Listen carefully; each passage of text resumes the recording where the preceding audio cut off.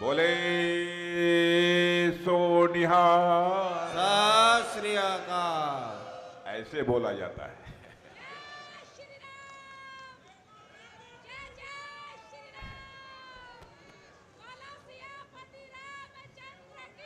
और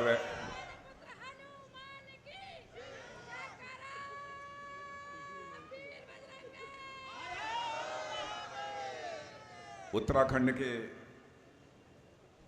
बहुत ही गतिशील व्यक्तित्व के धनी श्री पुष्कर सिंह जी धामी मुख्यमंत्री और हमारे सहयोगी, हमारे मित्र, जिन्हें मैं अपने पारिवारिक सदस्य के रूप में मानता हूं, ऐसे लोकसभा सांसद और आपके प्रत्याशी श्रीमान अजय जी भट्ट, जिलाध्यक्ष श्री गुंजन सुखीजा, विधायक काशीपुर। और वह विधायक काशीपुर का नाम पहले कैसे आ गया त्रिलोक सिंह का? पहले हमारे, जिनसे हमारा बहुत नजदीकी रिश्ता है, निजी रिश्ता है, ऐसे आदरणीय हरिभजन सिंह जी चीमा,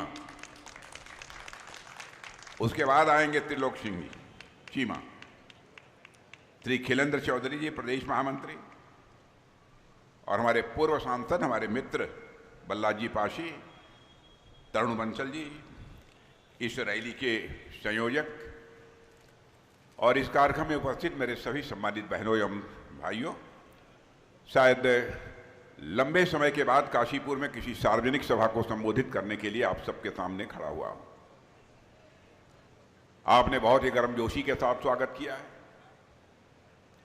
लेकिन स्वागत, अभिनंदन, सलाम दुआ कभी एक तरफा नहीं होना चाहिए। इसलिए मैं भी अपनी तरफ से शीश झुकाकर आप सभी बहनों भाइयों का हार्दिक अभिनंदन करता हूं, आप सभी का स्वागत करता हूं। और देवभूमि उत्तराखंड में हूं, देवभूमि उत्तराखंड को भी मैं नमन करता हूं। गढ़वाल से लेकर कुमायूं तक उत्तराखंड के कण कण पर मुझे लगता है कि देवताओं का आशीर्वाद है मेरे बहनों भाइयों। और इस भूमि ने एक से एक वीर सपूतों को जन्म देने का काम किया है। यदि उत्तराखंड को मैं ये कहूं कि शौर्य और पराक्रम की धरती है, तो यह कहना भी अतिशयोक्तिपूर्ण नहीं होगा। उत्तराखंड क्षेत्रफल की दृष्टि से, जनसंख्या की दृष्टि से छोटा राज्य हो सकता है, लेकिन बहनों भाइयों, बड़ी संख्या में भारत की सीमाओं की रक्षा करने वाले सैनिक यदि कहीं से निकलते हैं तो इसी उत्तराखंड की धरती से निकलते हैं। हम लोग रक्षा मंत्री हैं, हमारे अजय भट्ट जी हैं, हम दोनों लोग काम करते हैं, मिलकर काम करते हैं। बहनों भाइयों, हम लोग हों या हमारे प्रधानमंत्री जी, हमारे सैनिकों के प्रति उनके मन में एक बेहद सम्मान। मुझे याद है कि 2013-14 में मैं पार्टी का राष्ट्रीय अध्यक्ष था और वह प्रधानमंत्री पद के उम्मीदवार थे।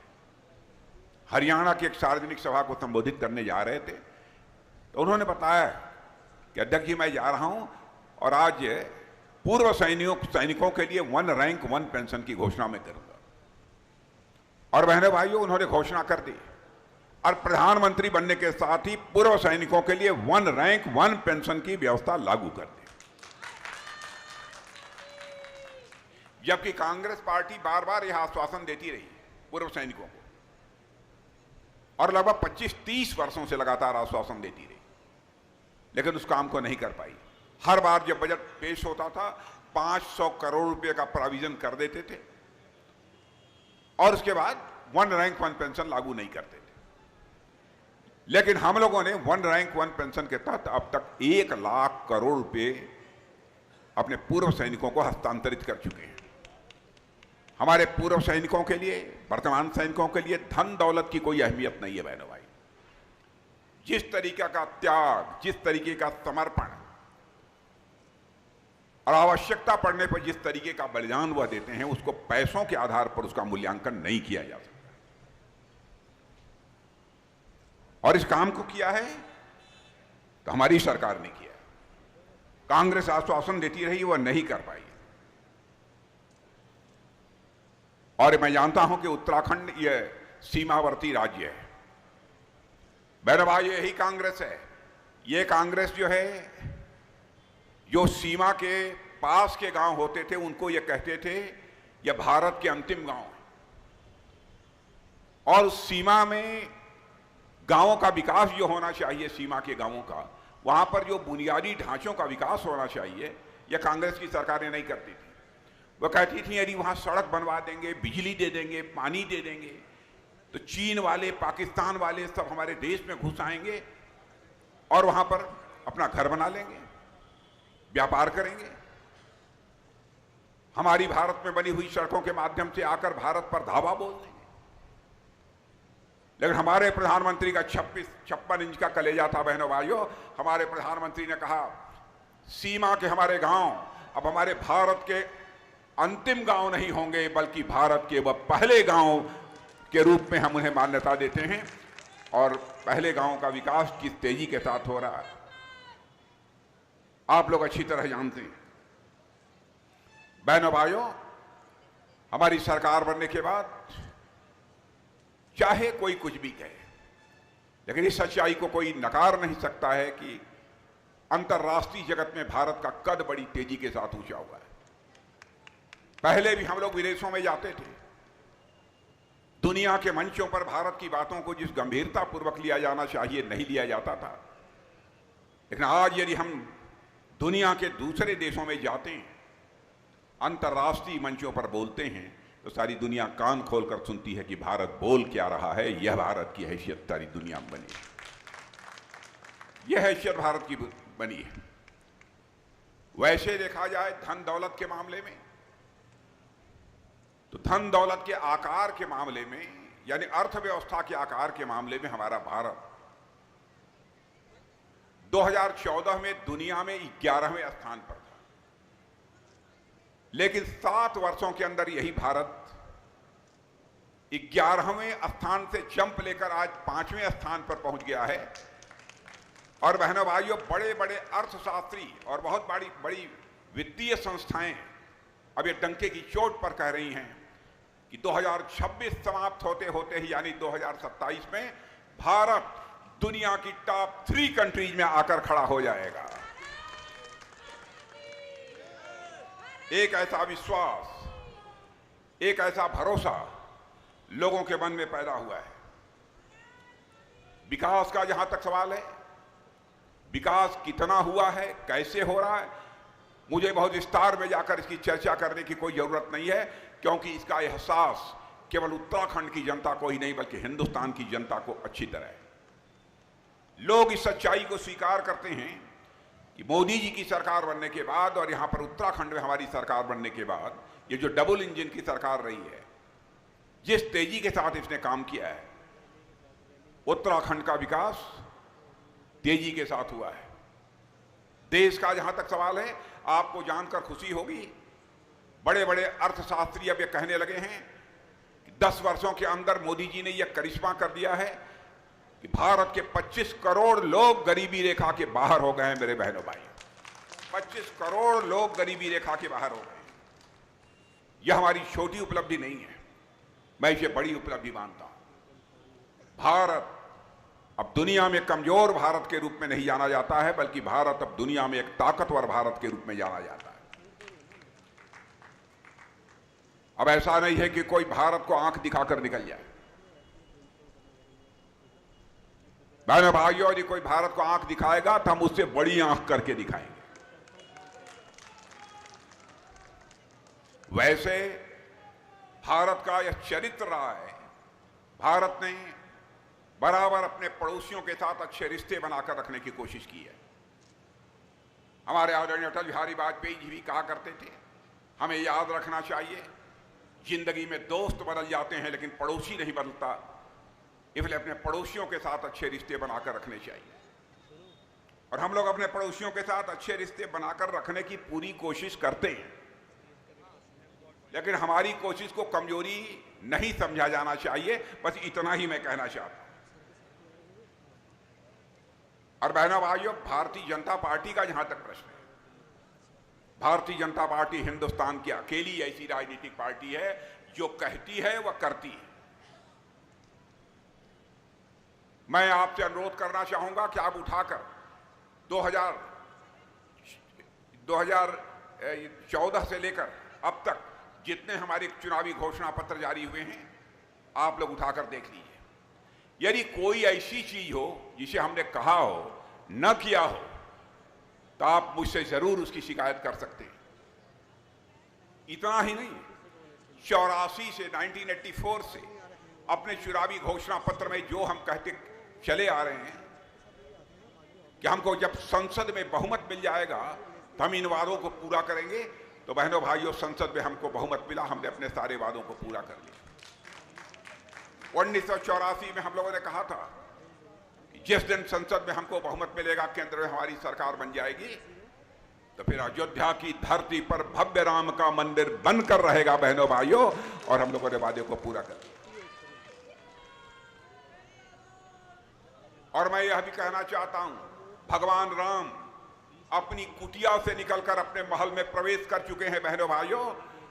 अब यह राम राज्य आने के संकेत हो गए हैं इस देश में बहनों भाइयों, यह राम राज्य आने के संकेत हो गए। यह हमारी कोई सामान्य उपलब्धि नहीं है। हम लोगों ने कहा था कि जम्मू कश्मीर की धारा 370 को संसद में बहुमत मिलने के साथ ही चुटकी बजाकर समाप्त करेंगे। आपने देखा कि बहुमत मिला, हमने धारा 370 को समाप्त कर दिया। नागरिकता कानून, कांग्रेस के लोग कहते हैं नागरिकता का कानून यह तो हिंदू मुस्लिम के बीच तफरका पैदा करता है, अलगाव पैदा करता है। मैं अपने मुस्लिम भाइयों से भी कहना चाहता हूं, यह नागरिकता का कानून किसी की नागरिकता लेने वाला कानून नहीं है, यह नागरिकता देने वाला कानून है। चाहे कोई हो, जिसका पाकिस्तान, बांग्लादेश और अफगानिस्तान में धार्मिक उत्पीड़न हुआ है, वह भारत आया है, तो बहनों भाइयों, यदि भारत का नागरिक बनना चाहता है तो हम भारत की नागरिकता मुहैया कराएंगे, डंके की चोट पर मुहैया कराएंगे, भले ही इसका कोई विरोध करे।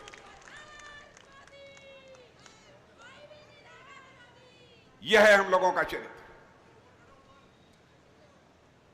और आप लोगों से भी मैं कहना चाहता हूं कि बहनों भाइयों, भारत की ताकत जिस तरीके से बढ़ रही है, सचमुच हम सभी के लिए गौरव का विषय है। मैं आपको एक उदाहरण देना चाहता हूं। एक बार रशिया और यूक्रेन के बीच जब 2 साल पहले युद्ध प्रारंभ हुआ, तो आप जानते हैं हमारे बहुत सारे भारत के रहने वाले बच्चे यूक्रेन में पढ़ाई करते थे। कोई मेडिकल की शिक्षा ले रहा था, कोई इंजीनियरिंग की ले रहा था, कोई मैनेजमेंट का कोर्स कर रहा था।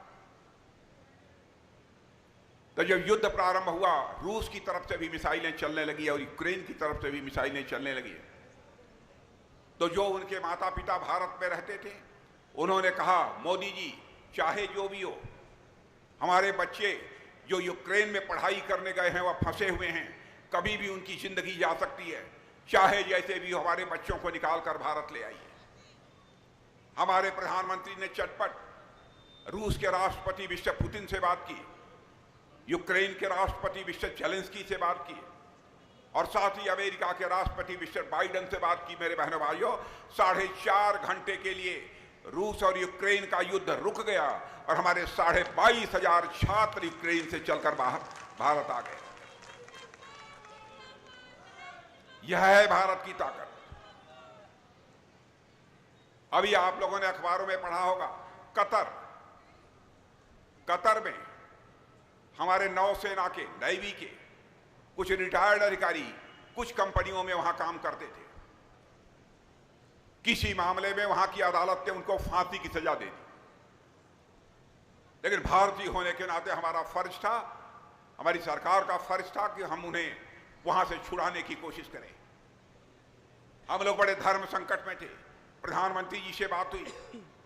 बहनों भाइयों, प्रधानमंत्री जी ने तुरंत कतर के राष्ट्रपति से बात की, और आपको यह जानकर खुशी होगी कि हमारे नौसेना के जिन अधिकारियों को फांसी की सजा मिली थी, वहां के राष्ट्रपति ने उस फांसी की सजा को माफ कर दिया और हमारे सारे पूर्व नौसैनिक कतर से चलकर भारत आ गए। यह है भारत की ताकत। भारत की ताकत दुनिया में बड़ी तेजी के साथ बढ़ी है। और कांग्रेस की हालत जैसी है वो मुझे बतलाने की जरूरत नहीं है, आप लोग अच्छी तरह जानते हैं। और बहनों भाइयों, मैं तो कहना चाहता हूं कांग्रेस के बारे में, कांग्रेस की हालत कुछ ऐसी हो गई है कि बहनों भाइयों, अब कांग्रेस पहाड़ पर नहीं चढ़ सकती है।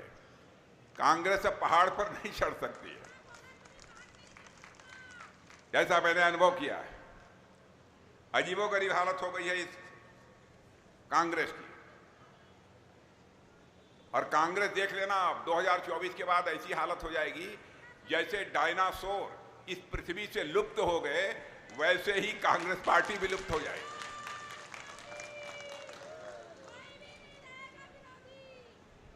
और इस बार जैसा सारे हिंदुस्तान में माहौल है, जैसा माहौल सारे हिंदुस्तान में बहनों भाइयों,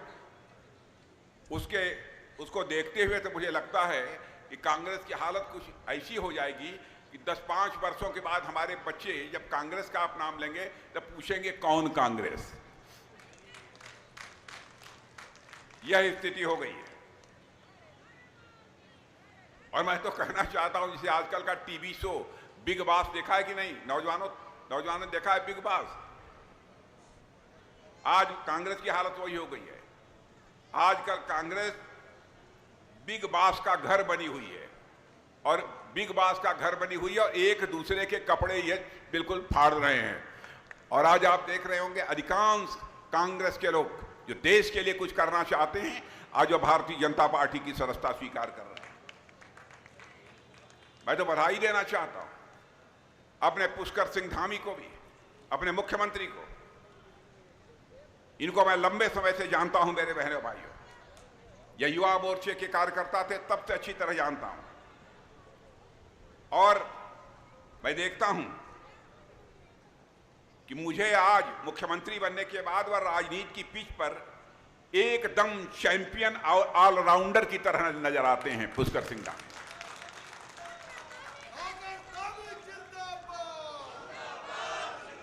और जब पुष्कर धामी बैटिंग करते हैं, तो पिच पर टिकना भी जानते हैं और चौके छक्के लगाना भी खूब जानते हैं।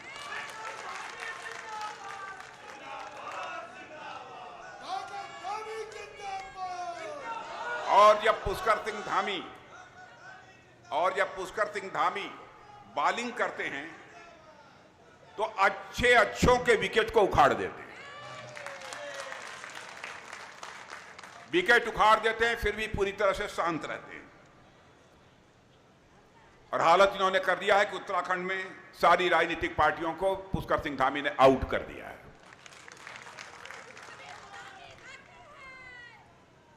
बहनों भाइयों, मैं अजय भट्ट के बारे में कहना चाहता हूं।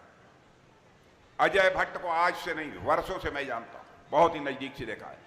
बहनों भाइयों, आपके नजदीक के हैं, आपके सांसद हों, आपको चाहे जैसा भी लगता हो, रक्षा मंत्रालय का जितना बड़ा बजट होता है, किसी भी मंत्रालय का बजट इतना बड़ा नहीं होता। बहुतों को देखा है मैंने, अजय भट्ट को जिस ईमानदारी के साथ काम करते हुए मैंने देखा है। बहनों भाइयों, अजय भट्ट पर भी नाज है, और अजय भट्ट आपके सांसद हैं, आपने चुना है, इसलिए आपके ऊपर भी हमको नाज है। मैं जानता हूं सांसद से लोगों की बड़ी अपेक्षाएं रहती हैं।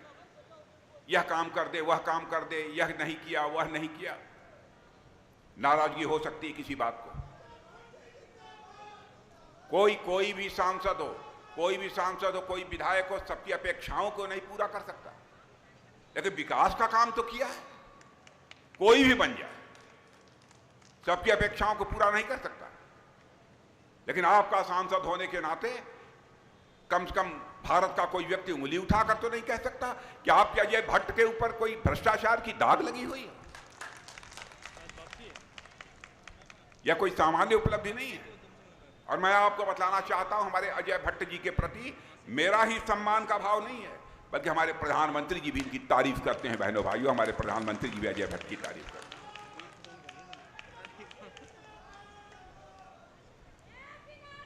आजकल हालत यह हो गई है, राजनीति में कांग्रेस की हालत नहीं देखी है, भ्रष्टाचार। अरे एक बार तो कांग्रेस के प्रधानमंत्री राजीव गांधी जी प्रधानमंत्री थे, भाषण देते देते उन्होंने ये कह दिया, क्या करें, हम दिल्ली के बैंकों से 100 पैसा नीचे भेजते हैं, लेकिन मुश्किल 14 पैसा लोगों की जेबों में पहुंच पाता है, 86 पैसा या भ्रष्टाचार की भेंट चढ़ जाता है। उन्होंने यह मजबूरी व्यक्त की थी, लेकिन उसे चुनौती के रूप में किसी ने स्वीकार किया तो हमारे प्रधानमंत्री मोदी जी ने स्वीकार किया।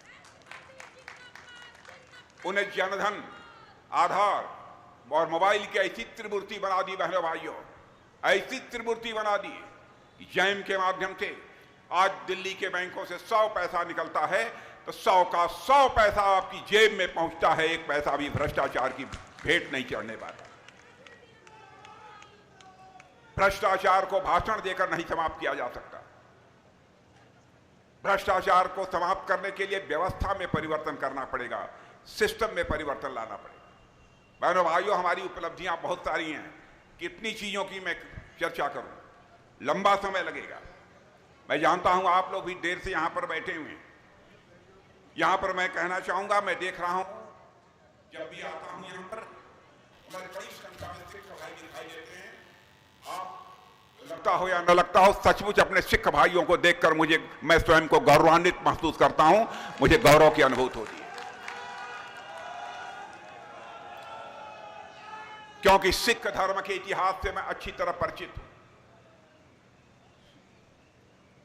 भारत की में जितना बड़ा योगदान इस भारत की सुरक्षा में, भारत की धर्म की रक्षा में हमारे सिख समुदाय के भाइयों ने दिया है, बहनों भाइयों, यह भारत कभी भी भूल नहीं सकता।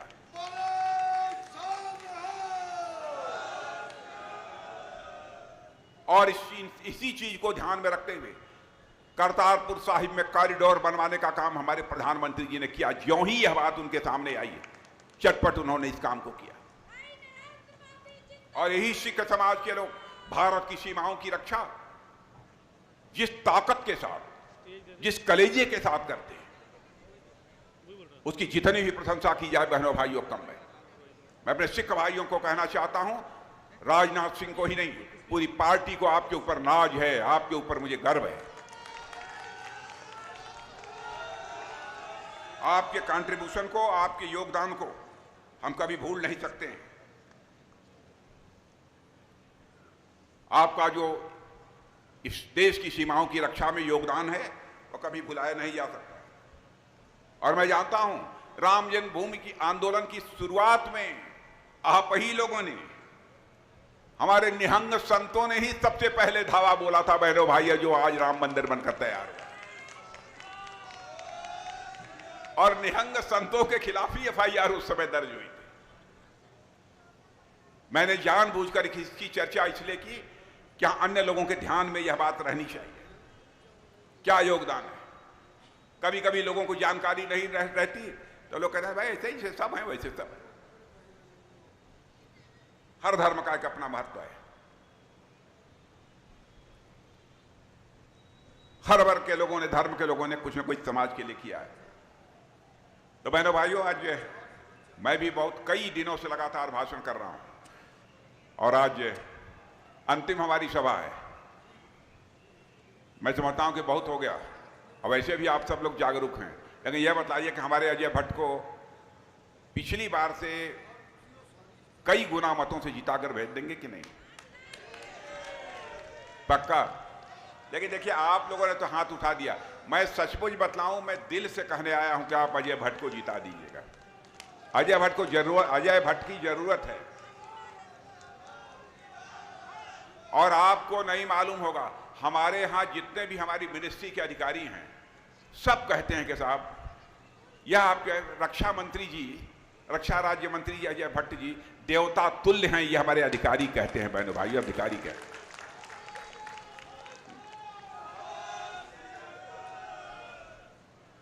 इसलिए मैं आप सबसे निवेदन कर रहा हूं, मत करिए इधर उधर, कहीं किसी बात की नाराजगी हो तो भूल जाइए, क्योंकि हमें अपने प्रधानमंत्री मोदी जी को इस बार तीसरी बार भारत का प्रधानमंत्री बनाना है। बहनों भाइयों, तीसरी बार भारत को प्रधानमंत्री, और भारत को यदि विकसित भारत बनाना है, भारत को 2047 तक विकसित भारत यदि बनाना है, तो मोदी जी का भारत का प्रधानमंत्री बनना यह बहुत ही आवश्यक है, और छोटे मोटे बहुमत से नहीं, बल्कि इस बार का नारा है, कितना नारा है? 400 इतने मतों से विजय दिलाइए, यही अनुरोध करते हुए और एक बार पुनः शीश झुकाकर आप सभी का अभिनंदन करते हुए मैं अपना निवेदन समाप्त करता हूं। आप सबको बहुत बहुत मेरे साथ उद्घोष करेंगे आदरणीय राज